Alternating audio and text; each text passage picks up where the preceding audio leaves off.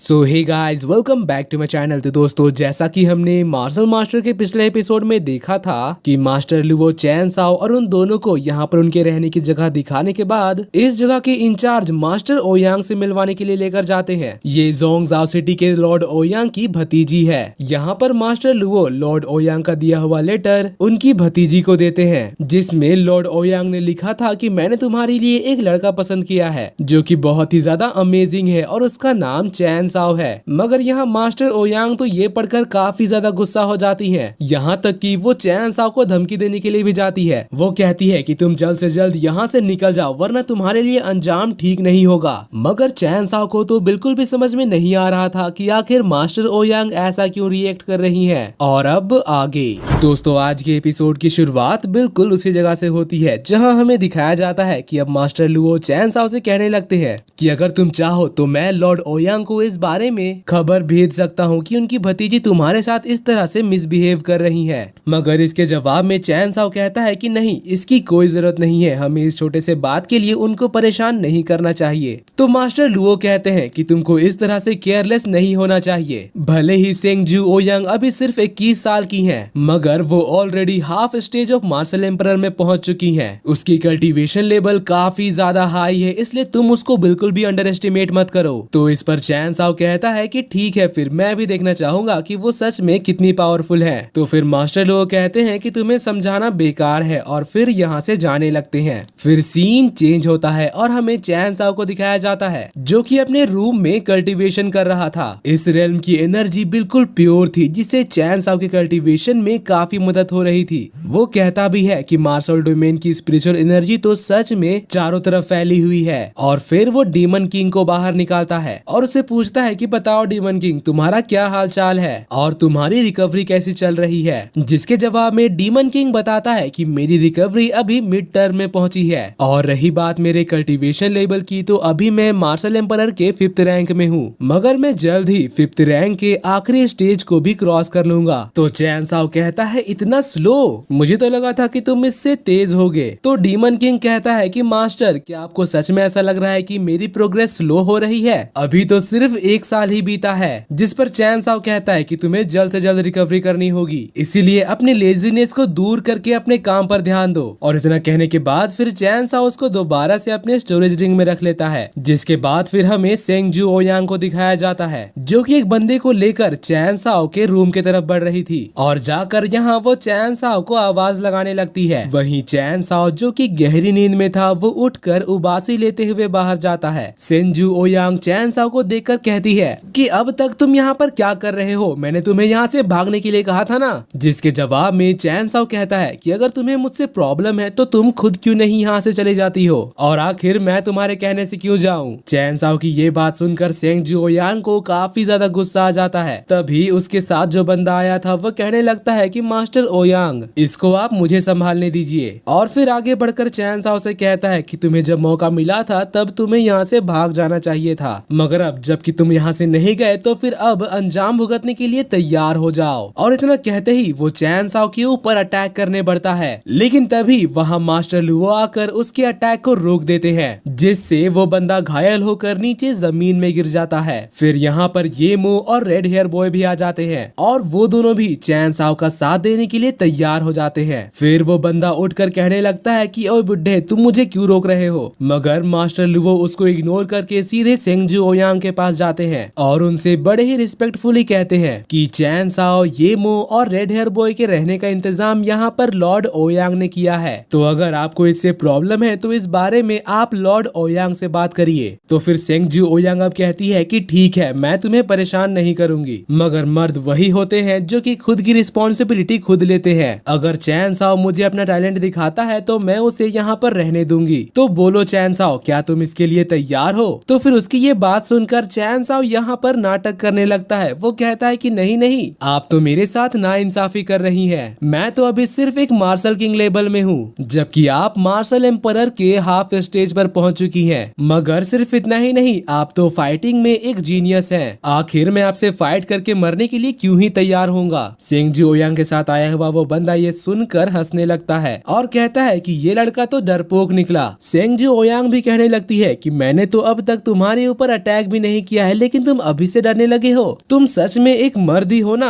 आखिर एक चैलेंज से इतना क्या डरना। मगर तुम चिंता मत करो, मैं तुम्हें यहाँ पर जान से नहीं मारूंगी और मैं इस बात का प्रॉमिस करती हूँ। तभी चैन साओ उसकी ये बात सुनकर गुस्सा हो जाता है और कहता है कि आखिर तुमसे ये किसने कह दिया कि मैं एक बहादुर मर्द नहीं हूँ। अब इस पर सेंगजू ओयांग कहती है कि ठीक है, फिर आओ और मुझसे फाइट करो। चैन साओ भी उनसे फाइट करने के लिए रेडी हो गया था कि तभी मास्टर लुओ आकर उसको रोक देते हैं और कहते हैं कि चैन साओ तुम्हें इस तरह से लापरवाही नहीं करनी चाहिए। तो चैन साओ उनसे कहता है कि मास्टर मैं बिल्कुल ठीक हूँ, मगर इससे पहले कि हमारी फाइट शुरू हो मैं सेंगजू ओयांग से कुछ हाई क्वालिटी मेडिसिन मांगना चाहता हूँ, क्योंकि फाइट के बाद मैं इंजर्ड हो गया तो फिर मेरी रिकवरी के लिए भी तो कुछ होना चाहिए ना। इसीलिए मास्टर सेंगजू ओयांग मुझे आपसे कुछ येलो मेडिसिन चाहिए। तो ये सुनकर वो बंदा कहता है कि सिर्फ कुछ येलो मेडिसिन से तुम्हारा क्या होगा, क्योंकि मुझे नहीं लगता कि तुम येलो मेडिसिन को रिफाइन करना भी जानते होगे। वहीं सेंगजू ओयांग कहती है कि ठीक है, मैं प्रॉमिस करती हूँ तुम्हें तुम्हारा येलो मेडिसिन मिल जाएगा।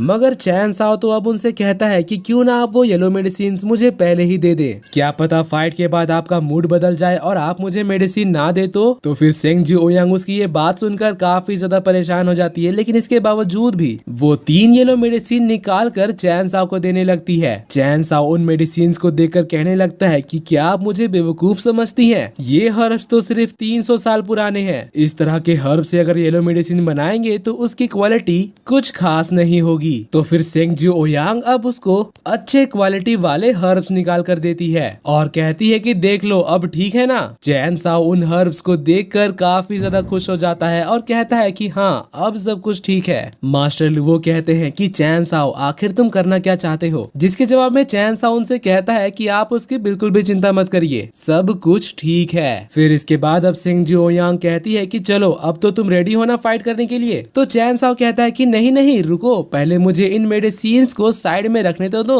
और फिर बड़े ही आराम से धीरे धीरे उन सारे हर्ब्स को अपने स्टोरेज रिंग में रखने लगता है। ये मुंह और रेड हेयर बॉय उसकी ये नौटंकी देखकर हंसने लगते हैं। वहीं मास्टर लुओ को भी कुछ समझ नहीं आ रहा था। तभी वो बंदा कहने लगता है कि सिर्फ कुछ येलो मेडिसिन सेंगजू ओयांग से फाइट करने के बाद रिकवर करने के लिए काफी नहीं होंगे। फिर इसके बाद चैन साओ सेंगजू ओयांग से कहता है कि चलिए अब शुरू करते हैं। सेंगजू ओयांग उसके ऊपर अटैक करने के लिए सबसे पहले तो एक एनर्जी बॉल को चार्ज करती है और सीधे चैन साओ की तरफ फेंक देती है, मगर रास्ते में ही उसका डायरेक्शन मोड़कर ऊपर हवा में ले जाती है और फिर उस एनर्जी बॉल को एटमॉस्फेरिक एनर्जी से चार्ज करने लगती है ताकि वो एक ही मूव से चैन साओ को खत्म कर सके। फिर जैसे ही वो उस एनर्जी बॉल से यहाँ पर चैन साओ के ऊपर अटैक करती है तो यहाँ पर एक बहुत बड़ा सा एनर्जी का ब्लास्ट होता है, जिसका इम्पैक्ट काफी ज्यादा था। मास्टर ओयांग के साथ आया हुआ वो बंदा तो खुश हो रहा था, वहीं मास्टर लुओ चैन साओ के लिए परेशान हो रहे थे। सेंगजू ओयांग भी सोच रही थी कि उसने चैन साओ को खत्म कर दिया, लेकिन फिर रिवील होता है कि चैन साओ तो बिल्कुल सही सलामत खड़ा है, जिसको देखकर उन दोनों की हालत खराब हो जाती है। वो दोनों पूरी तरह से शॉक्ड हो गए थे।